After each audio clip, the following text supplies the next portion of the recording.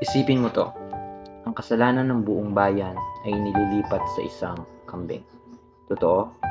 Yes, totoo ito. Ito ay hindi isang kwento, kundi isang ritual na nangyari noon sa lumang tipan. Tawag dito ay the Day of Atonement. Subalit para sa atin ngayon, ano nga ba ang ibig sabihin ng the Day of Atonement?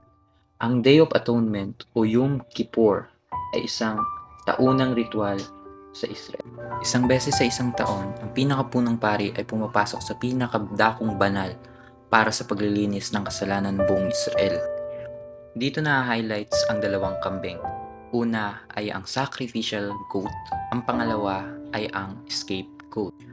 Para mas maintindihan natin, ang sacrifice goat ay ang kambing na pinapatay at inihahandog.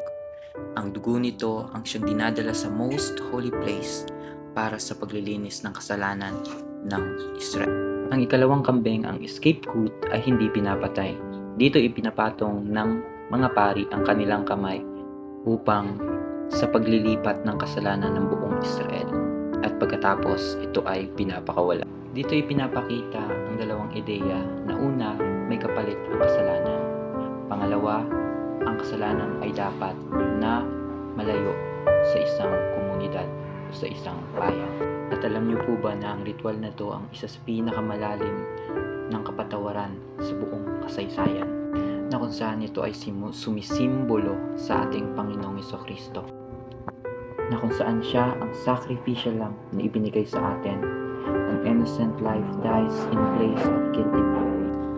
Na kung saan si Jesus din ang scapegoat, na kung saan tinanggal niya ang ating mga kasalanan. Hindi niya lang tayo pinatawad, kundi tinanggal niya rin lahat ng kasalanan na meron tayo. Psalms 103 verses 12, as far as the east from the west, so far as He removed our transgressions from us. And in Isaiah 53 verses 6, the Lord has laid on Him the iniquity of us all. Hebrews chapter 9 verses 12, entered in the most holy place once for all by His own blood, thus obtaining eternal redemption. Na kung saan Christ took our penalty, bore our guilt, and removed our condemnation. Leviticus chapter 16 teaches us that sin requires blood. Sin must be removed. And God provided all of these things through Jesus Christ.